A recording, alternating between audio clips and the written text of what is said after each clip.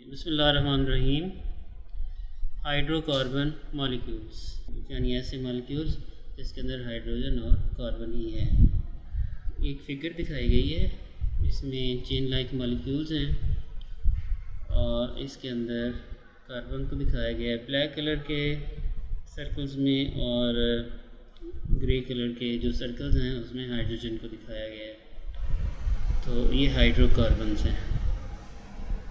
Schematic representation of the arrangement of molecular chain for crystalline region। ये crystalline reason के अंदर है, इसके अंदर एटम्स या इसके जो मॉलिक्यूल्स हैं वो एक रेगुलर रिपीटिंग पैटर्न के अंदर हैं और ये क्रिस्टलाइन रीजन दिखाया जा रहा है पॉलीएथिलीन का।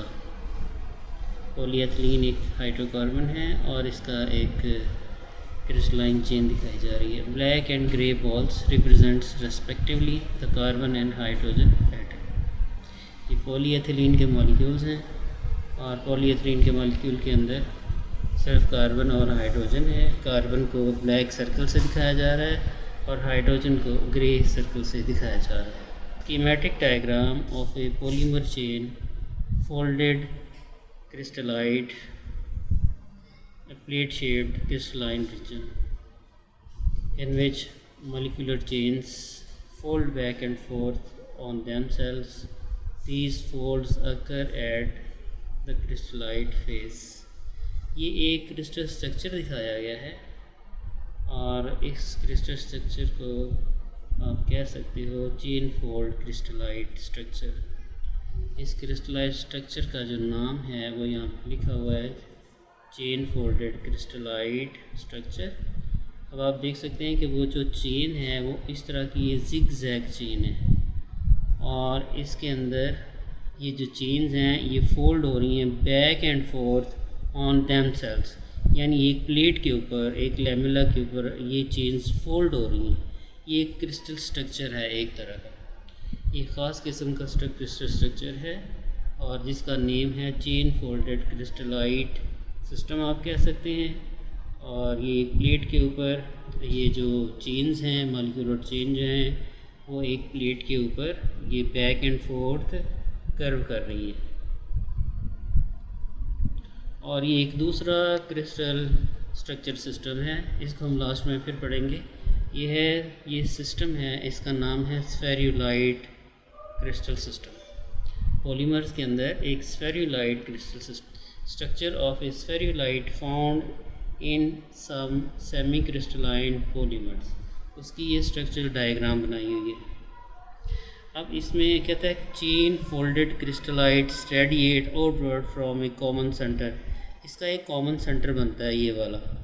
इस कॉमन सेंटर से जो क्रिस्टलाइट्स हैं वो ग्रो करते हैं। आपको पता है जब क्रिस्टलाइट्स बनते हैं तो वो कूलिंग के प्रोसेस में होती हैं। जब किसी पॉलीमर की सॉलिडिफिकेशन होती है, सॉलिडिफिकेशन के नतीजे में क्रिस्टलाइट्स बनते हैं। तो ये जो क्रिस्टलाइट सिस्टम है इसके अंदर एक न्यूक्लिएशन सेंटर बनेगा और ये जो कॉमन सेंटर ये न्यूक्लिएशन सेंटर है, यहाँ से ही जो इसके क्रिस्टल्स हैं वो आहिस्ता स्लोली ग्रो करेंगे। और इसमें आप देख सकते हैं ये ब्रांचेस की फॉर्म में ये जो ब्रांच आ रही है इसमें चेन फोल्डेड क्रिस्टलाइट्स है। उसी तरह वही क्रिस्टलाइट्स हैं जो बार बार एक दूसरे के साथ जो हैं वो बैक एंड फोर्थ फोल्ड होते जाते हैं और ये चेन बनाते हैं। इसका जो ये रीजन है ये क्रिस्टलाइट रीजन है और इन बिटवीन ये अमॉर्फस रीजन है। अब ये अमॉर्फस रीजन है और ये क्रिस्टलाइन रीजन है। तो ये इस तरह की जो स्ट्रक्चर बनता है इसमें एक सेंटर बनेगा, न्यूक्लिएशन सेंटर बनेगा जहाँ से क्रिस्टलाइट्स ग्रो करते जाएंगे और इन क्रिस्टलाइट रीजन के अंदर अमॉर्फस रीजन्स भी होंगी और एक स्ट्रक्चर सी बनेगी। और ये जो स्ट्रक्चर है ये यहाँ भी दिखाई हुई है, दोबारा यहाँ पे और दिखाई हुई है। और ये जो क्रिस्टलाइन रीजन है इसको लैमेला कहा गया है और दूसरा जो रीजन है इन बिटवीन वो अमॉर्फस रीजन है। तो ये जो स्ट्रक्चर है ये सेमी क्रिस्टलाइन स्ट्रक्चर है और इस स्ट्रक्चर का नाम है स्फेरियोलाइट structure। Chain folded crystallites radiate outward from a common center, separating and connecting these Crystallites are regions of amorphous material wherein the molecular chains assume misaligned and disordered configuration. ये जिसका amorphous region है, आप देख सकते हैं इस amorphous region के अंदर जो chains हैं वो misaligned हैं या disordered configurations हैं। यानी कि आप एक ऐसी पिक्चर देख रहे हैं जो सेमी क्रिस्टलाइन पिक्चर है और इसमें क्रिस्टलाइट रीजन्स भी हैं और इसके अंदर अमॉर्फस रीजन भी है। ये दूसरा पॉलीमर का क्रिस्टल सिस्टम है। यहाँ पे एक टेम माइक्रोग्राफ दिखाया गया है, transmission electron micrograph showing spherulite structure. ये उसी स्ट्रक्चर को ये दिखा रहा है। जब आप उसको टेम से देखेंगे तो यूँ नज़र आएगा, ये स्फीयर सी एक नज़र आएगी इसके अंदर chain folded lamellar crystallite white lines. ये जो वाइट लाइंस नज़र आ रही हैं ये वही वाइट लाइंस हैं जो इसमें ये जो इसका क्रिस्टलाइट रीजन है ये वाइट लाइंस दिखा रही हैं इस स्लाइड के अंदर। Approximately 10 nanometer thick extended in the radial direction from the centre. ये इसका सेंटर बनेगा, न्यूक्लिएशन सेंटर बनेगा। इसी सेंटर से ये ग्रो करते जाएंगे डिफरेंट डायरेक्शंस के अंदर, इधर इधर इधर, तो एक सफ़ियर सी स्ट्रक्चर बनेगी और इसके दरमियान अमॉर्फस रीजन भी होगा। और इसको अगर हम टैम के अंदर देखेंगे तो इस तरह की स्ट्रक्चर जो है वो नज़र आएगी। ये जो वाइट थ्रेड से हैं ये वही उसका क्रिस्टलाइट रीजन है। A polythene produced bag containing some fruit. ये जो बैग है ये पॉलीथीन का है, ये तो हम जानते हैं जो एवरीडे लाइफ के अंदर यूज़ होता है। नेचुरली अकरिंग पॉलीमर्स, दो तरह के पॉलीमर्स होंगे, एक नेचुरली अकरिंग होंगे, एक मैन मेड होंगे। और नेचुरली अकरिंग के अंदर भी दो तरह के होंगे, कुछ प्लांट से बनेंगे और कुछ एनिमल से होंगे। Naturally occurring polymers those derived from the plants and animals, जो नेचुरली अकरिंग है, have been used for many centuries. These materials include wood, rubber, cotton, wool, leather and silk. ये इसकी एग्जांपल्स हैं नेचुरली अकरिंग पॉलीमर्स की। Other natural polymers such as proteins, enzymes, starch, cellulose are important in biological and physiological processes in plants and animals. Modern scientific research tools have made possible the determination of molecular structure of this group of materials. ये possible है कि आज same के ज़रिए या टेम के ज़रिए molecular structure को देख सकें। and the development of numerous polymers that are synthesized from small organic molecules. और इसी तरह हम स्मॉल ऑर्गेनिक मॉलिक्यूल से भी बड़े मॉलिक्यूल्स बना सकते हैं या पॉलीमर्स हम बना सकते हैं। Many of our useful plastics, rubber and fiber materials are synthetic polymers. बहुत सारी चीज़ें हैं जो सिंथेटिक पॉलीमर से बनी हुई हैं और हम यूज़ कर रहे हैं। एक नेचुरली अकरिंग पॉलीमर्स हैं और एक सिंथेटिक पॉलीमर्स हैं। In some applications metal and wood parts have been replaced by plastics. ठीक है, ये तो आप देख सकते हैं कि मेटल और वुड को प्लास्टिक से हम रिप्लेस कर रहे हैं, which have satisfactory properties and can be produced at low cost. तो ये चीज़ें रिप्लेस हो रही हैं, वुड की और मेटल्स की चीज़ें प्लास्टिक से रिप्लेस हो रही हैं, जो कि प्रॉपर्टीज़ में उनसे भी ज़्यादा स्ट्रॉन्ग हैं, उनसे भी बेहतर हैं और इन प्रोडक्शन कास्ट है वो कम है। As with metals and ceramics the properties of polymers are complex related to structural element of the materials. Hydrocarbon molecules. Most polymers are organic in nature. First, many organic materials are hydrocarbons. बहुत सारे organic material कहते हैं hydrocarbon. That is, they are composed of hydrogen and carbon. Hydrocarbons ऐसा molecule होगा जिसके अंदर hydrogen और carbon ही है। Second, the intermolecular bonds are covalent. Hydrocarbon के अंदर जो बॉन्ड्स हैं वो कोवलेंट बॉन्ड होने हैं। एक तो वो हाइड्रोजन और कार्बन से बने हुए हैं, दूसरा उनके दरमियान जो बॉन्ड्स हैं वो कोवलेंट बॉन्ड्स हैं। Each carbon atom has 4 electrons.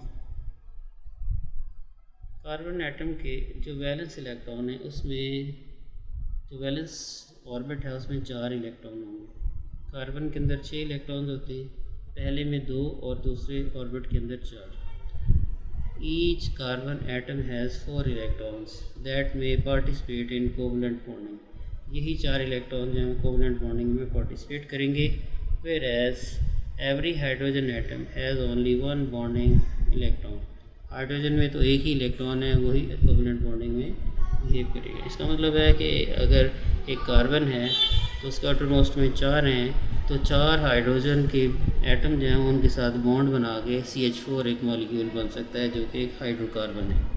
तो इसमें डबल बॉन्ड भी हो सकता है, कार्बन कार्बन के दरमियान एक मॉलिक्यूल है, दूसरा मॉलिक्यूल है, दोनों मॉलिक्यूल्स के दरमियान सिंगल बॉन्डिंग भी हो सकती है और डबल बॉन्डिंग भी हो सकती है। A single covalent bond exists when each of the two bonding atoms contribute. A single covalent bond exists when each of the two bonding atom contribute 1 electron. तो इसमें ये बताया जा रहा है कि एक सिंगल कोवलेंट बॉन्ड जो हाइड्रोजन के दरमियान बन रहा है वो कैसे बन रहा है। तो हाइड्रोजन के एटम जो इसमें पार्टिसिपेट कर रहे हैं, इनमें एक एक इलेक्ट्रॉन कंट्रीब्यूट करके ये एक कोवलेंट बॉन्ड बन रहा है। तो इस हाइड्रोजन के भी पहला ऑक्टेट कंप्लीट हो जाता है और इसका भी पहला ऑक्टेट जो है वो कंप्लीट हो जाता है। तो यहाँ पर बॉन्ड बन जाएगा, H2 मॉलिक्यूल बन जाएगा और इसके दरमियान कोवलेंट बॉन्डिंग होगी। Double and triple bond between two carbon atoms involves sharing of the 2 or 3 pair of electrons respectively. Double bond भी हो सकता है और ट्रिपल बॉन्ड भी हो सकता है। ठीक है, एक मॉलिक्यूल दूसरे मॉलिक्यूल के साथ सिंगल बॉन्ड के साथ भी अटैच हो सकता है, डबल बॉन्ड के साथ भी अटैच हो सकता है और ट्रिपल बॉन्ड के साथ भी अटैच हो सकता है। जैसे एथिलीन की एग्जांपल दी हुई है, एथिलीन होती है C2H4। यहाँ पर ये जो कार्बन है ये डबल बॉन्ड के साथ अटैच हैं और हाइड्रोजन के साथ ये सिंगल बॉन्ड है। इस कार्बन के 4 इलेक्ट्रॉन हैं, 1 इलेक्ट्रॉन, 2 इलेक्ट्रॉन, 3 इलेक्ट्रॉन और 4 इलेक्ट्रॉन। और इस कार्बन के भी 4 इलेक्ट्रॉन हैं, 1, ये 2 और ये 3 और ये 4। ठीक है, तो ये इलेक्ट्रॉन जो है वो यहाँ पे आ गया है और इसका ये जो इलेक्ट्रॉन है ये यहाँ पे आ गया। 2 इलेक्ट्रॉन इसके और 2 इलेक्ट्रॉन इसके मिल के ये डबल बॉन्ड बना रहे हैं। तो 2 मॉलिक्यूल्स आपस में मिल सकते हैं बाय यूजिंग डबल बॉन्ड और ट्रिपल बॉन्ड और सिंगल बॉन्ड। लेकिन ब्रांचेस के अंदर ये जो ब्रांच के साथ इसका कोवलेंट बॉन्ड बना है ये सिंगल बॉन्ड है। यहाँ भी डबल हो सकता है, यहाँ कहीं भी डबल हो सकता है, यहाँ सिंगल हो सकता है, यहाँ कहीं डबल भी हो सकता है। For example in ethylene which has the chemical formula of C2H4, the 2 carbon atoms are doubly bonded together, carbon doubly bonded है, and each is also singly bonded to 2 hydrogen atom। और हर एक 2 single bond के साथ hydrogen के साथ attach है। यहाँ भी सिंगल बॉन्ड है, यहाँ भी सिंगल बॉन्ड, इधर भी ये सिंगल बॉन्ड है। Where the sign the single line and double line denote single and double covalent bond respectively। ये डबल लाइन है, ये डबल बॉन्ड है, सिंगल लाइन है, सिंगल बॉन्ड है। An example of triple bond is found in acetylene C2H2। C2H2 के अंदर triple bond भी है, आप देख सकते हैं। ये कार्बन यहाँ पर ट्रिपल बॉन्ड बना रही है और हाइड्रोजन के साथ भी सिंगल बॉन्ड है। और यहाँ पर 3 कार्बन के पार्टिसिपेट कर रहे हैं कोवलेंट बॉन्डिंग के अंदर और 3 यहाँ पर पार्टिसिपेट कर रहे हैं कोवलेंट बॉन्डिंग के अंदर, और बाकी जो एक है वो हाइड्रोजन के साथ बॉन्ड बना रहा है यहाँ। तो कहने का ये मतलब है कि ये जो कार्बन के 2 मॉलिक्यूल्स हैं वो सिंगली बॉन्डेड भी हो सकते हैं, डबली बॉन्डेड भी हो सकते हैं और ट्रिपल बॉन्ड के साथ भी हो सकते हैं। Molecules that have double and triple covalent bonds are termed as unsaturated molecules. वो मॉलिक्यूल्स जो डबल और ट्रिपल के साथ होंगे वो अनसैचुरेटेड होंगे और जो सिंगल बॉन्ड के साथ होंगे वो सैचुरेटेड होंगे। मैं जैसे ये मीथेन का दिखाया हुआ है, इसमें सिंगल बॉन्ड है तो ये सैचुरेटेड मॉलिक्यूल है, इसमें ये देखें डबल बॉन्ड है और इसके अंदर देखें ये ट्रिपल बॉन्ड है, ये अनसैचुरेटेड है। अब सिंगल बॉन्ड के अंदर यहाँ पे कोई और चीज़ बॉन्ड बनाए बहुत मुश्किल है, कि कोई दूसरा एटम इसके साथ बॉन्ड बनाए बहुत मुश्किल है, जब तक कि वो इसको नॉकआउट ना कर दे। अगर इसको कोई हाइड्रोजन को नॉकआउट कोई कर देगा तो फिर यहाँ पर कोई दूसरा एटम लग जाएगा, वरना नहीं लग सकता। लिहाजा सैचुरेटेड जो मॉलिक्यूल्स हैं उसके अंदर उसको बॉन्ड बनाना दूसरे के साथ काफ़ी मुश्किल होगा, क्योंकि एक उसका जो एलिमेंट है वो रिमूव करना पड़ेगा फिर ही बॉन्ड बनेगा। जबकि यहाँ पे आप देख सकते हैं जहाँ पर ट्रिपल बॉन्ड है या जहाँ पर डबल बॉन्ड है, यहाँ पर कोई दूसरा जो एटम है वो आसानी से बॉन्ड बना सकता है। मसलन अगर इसका ये जो बॉन्ड है वो आसानी से ब्रेक हो जाएगा, ये एक बॉन्ड ब्रेक कर दें और एक और चीज़ को नहीं यहाँ पे हम लगा सकते हैं। Therefore, it is possible for another atom or group of atom to become attached to the original molecule। तो जो अनसैचुरेटेड मॉलिक्यूल्स हैं उनका डबल या ट्रिपल बॉन्ड है, उसको आप ब्रेक कर दें, उसको ब्रेक करके कोई दूसरा मॉलिक्यूल जो है वो मॉलिक्यूल या एटम या ग्रुप ऑफ एटम वहाँ पर आसानी से अटैच हो सकता है। For a saturated hydrocarbon all bonds are single ones, ये सैचुरेटेड है, तमाम बॉन्ड सिंगल्स हैं। And no new atom may be joined without the removal of the other. तो जब तक आप इसको रिमूव नहीं करेंगे कोई दूसरा एटम इसकी जगह पर नहीं ले सकता। Some of the simple hydrocarbon belongs to paraffin family. Simple hydrocarbon ये पैराफीन फैमिली, और पैराफीन फैमिली के अंदर काफ़ी सारे जो मॉलिक्यूल्स हैं वो इंक्लूडेड हैं। The chain like paraffin molecules include methane, CH4, ethane, propane and butane. Simple hydrocarbon के अंदर पैराफीन फैमिली आ जाती है और पैराफीन फैमिली के अंदर methane, ethane, propane and butane शामिल हैं। The covalent bonds in each molecule are strong. Single bonded हैं तो कोवलेंट बॉन्ड बहुत स्ट्रॉन्ग होगा, जहाँ पर डबल बॉन्ड होगा वहाँ पर वो जो बॉन्ड है वो वीक होगा। Only one weak hydrogen and van der Waals bonds exist between the molecules and thus these hydrocarbons have a relatively low melting and boiling point. Only weak hydrogen and van der Waal bonds exist between the molecules. Molecules के दरमियान van der Waal और hydrogen bonding हो रही है molecules के दरमियान। These hydrocarbons has, चूँकि van der Waal bond है एक वीक बॉन्ड होता है, सबसे स्ट्रॉन्ग बॉन्ड आपको पता है कोवलेंट बॉन्ड होता है, और ये जो वीक बॉन्ड है ये van der Waal बॉन्ड है, ये हाइड्रोजन बॉन्डिंग है, ये वीक बॉन्डिंग है। तो जब मॉलिक्यूल्स वीक बॉन्डिंग के साथ आपस में मिलते हैं तो उनका मेल्टिंग पॉइंट भी लो होगा और उनका बॉइलिंग पॉइंट भी लो हो सकता है, क्योंकि वो आसानी से ब्रेक हो जाते हैं। However, boiling temperature rise with increasing molecular weight। तो अगर मॉलिक्यूलर वेट बढ़ जाएगा तो उसका बॉइलिंग टेम्परेचर भी बढ़ सकता है। Compositions and molecular structure of paraffin molecules are contained in the table shown in the next slide। और पैराफिन का फार्मूला लिखा हुआ है CnH2n+1। अगर इसको n को आप 1 पुट करें तो ये हो जाएगा C1, ये हो जाएगा C1 और H4, C1H4 पहला मॉलिक्यूल होगा जिसे हम मीथेन कहते हैं। अगर आप n को 2 पुट कर देंगे तो देखिए इथेन बन जाएगा, n को आप 3 पुट कर देंगे प्रोपेन बन जाएगा, n को आप 4 पुट कर देंगे तो ब्यूटेन बन जाएगा। और ये यहाँ पे दिखाए गए हैं मैथीन भी, इथेन भी, प्रोपेन, ब्यूटेन, पेंटेन और हेक्सेन। इसके अंदर आपने फार्मूला वही रखना है CnH2n+2। इसको 1 पुट कर दें, 2 पुट कर दें, 3 पुट कर दें, 4, 5 ये पुट करते जाएंगे तो ये पैराफिन फैमिली के मॉलिक्यूल्स बनते जाएंगे। और ये कंपोजिशन है CH4, n को आप 1 पुट कर दें, ये इथेन की स्ट्रक्चर है, कंपोजिशन है, n को आप 2 पुट कर दें, प्रोपेन के लिए n को आप 3 पुट कर दें, ब्यूटेन के लिए 4 पुट कर दें, पेंटेन के लिए 5 पुट कर दें, हेक्सेन के लिए 6 पुट कर दें। और ये इसकी स्ट्रक्चर है यहाँ पे जो दिखाई दे रही है। और साथ में यहाँ पर बॉइलिंग पॉइंट्स भी दिए हुए हैं। मीथेन का बॉइलिंग पॉइंट है, ये इथेन का बॉइलिंग पॉइंट है, प्रोपेन का बॉइलिंग पॉइंट है, ब्यूटेन है, पेंटेन और हेक्सेन है। टर्म है जो यूज़ हो रही है और इसको आगे चल के भी हम यूज़ करेंगे, वो है आइसोमरिज्म। आइसोमरिज्म क्या होती है? Hydrocarbon compounds with same composition having different atomic arrangements are called isomerism phenomena। composition same हो, atomic arrangement different हो। composition का same होना और atomic arrangement का different होना, इसे हम कहते हैं isomerism। मसलन इस फिगर के अंदर देखें, एक ब्यूटेन की एग्जांपल ली हुई है C4H10। इसमें कार्बन के 4 एटम्स हैं, हाइड्रोजन के 10 एटम्स हैं। तो यहाँ पर 2 स्ट्रक्चर्स दी हुई हैं। पहली जो स्ट्रक्चर है ये नॉर्मल ब्यूटेन की है और दूसरी स्ट्रक्चर को हम कहते हैं आइसोब्यूटेन। 2 स्ट्रक्चर्स दी हुई, दोनों की कंपोजिशन सेम है, यानी दोनों में 4 कार्बन के हैं और 10 हाइड्रोजन के हैं। आप इसे काउंट कर सकते हैं, ये 4 कार्बन के हैं और 10 इनके अंदर हाइड्रोजन के लगे हैं। इसमें भी आप देख सकते हैं कि 4 कार्बन के हैं और 10 हाइड्रोजन के एटम्स मौजूद हैं। तो ऐसे मॉलिक्यूल्स जिनकी कंपोजिशन सेम हो और जिसकी अरेंजमेंट डिफरेंट हो उसे हम कहते हैं isomers.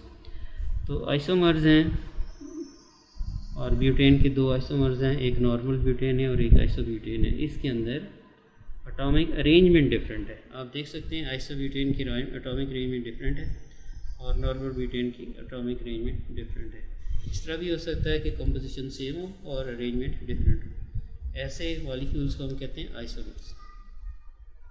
For example, there are two isomers for butane, normal butane C4H4 shown in the figure and isobutane shown in figure 2 have structures like this. Some of the physical properties of hydrocarbon will depend on isomeric state. The physical properties है isomeric states के ऊपर depend. For example, the boiling temperature of normal butane is minus 0.5 degree Celsius and for isobutane is minus 12.3 degree Celsius. दोनों के boiling temperature में फ़र्क है क्योंकि इसकी स्ट्रक्चर में फ़र्क है। कंपोजिशन सेम है लेकिन इसकी स्ट्रक्चर में फ़र्क है। तो फिज़िकल प्रॉपर्टीज़ जो हैं वो डिपेंड करती हैं स्ट्रक्चर के ऊपर। कुछ यहाँ पर हाइड्रोकार्बन की एग्जांपल्स दी हुई हैं। ये सारे हाइड्रोकार्बन की ये फैमिलीज़ हैं, alcohol family, ether family, acid family, aldehyde family और एरोमेटिक हाइड्रोकार्बन हैं यहाँ पर दिए हुए। There are numerous other organic और hydrocarbon groups many of which are involved in polymer structures। यहाँ पर चूँकि हमारा चैप्टर पॉलीमर से रिलेटेड ही है तो इन पॉलीमर्स के अंदर जो हाइड्रोकार्बन्स यूज़ हो रहे हैं उसको यहाँ पर दिखाया जा रहा है। तो जो हाइड्रोकार्बन पॉलीमर्स के साथ अटैच होंगे, पॉलीमर की कार्बन चेन के साथ या पॉलीमर की कार्बन बैकबोन के साथ जो हाइड्रोकार्बन्स अटैच होंगे ज़्यादातर नॉर्मली वो यही होंगे जो यहाँ पर टेबल में दिखाए हुए। इसमें अल्कोहल हो सकता है, ईथर हो सकता है, एसिड हो सकता है, एल्डिहाइड हो सकता है, एरोमेटिक हाइड्रोकार्बन वगैरह हो सकते हैं। Some common hydrocarbons are shown here। और यहाँ पे आप देख सकते हैं फिगर के अंदर R और R डैश ग्रुप्स हैं, ऑर्गेनिक ग्रुप्स हैं। R और R डैश, ये देखें, ये यहाँ पे R है, यहाँ पर देखें ये R है, यहाँ पर देखें ये R डैश है। तो इसमें R और R डैश क्या चीज़ है? ऑर्गेनिक ग्रुप्स हैं। और ऑर्गेनिक ग्रुप कोई भी हो सकता है, मिथाइल हो सकता है, इथाइल हो सकता है, फिनाइल हो सकता है, तो ये ग्रुप्स है। अल्कोहल का ये फार्मूला है ROH। और जो R है वो क्या है? एक ऑर्गेनिक ग्रुप है और ये CH3 है, CH3OH, ये मिथाइल। इसी तरह ईथर का ये फार्मूला होगा, एसिड्स का ये है। तो ये सारे फार्मूले वगैरह दिए हुए हैं। थैंक यू वेरी मच ना।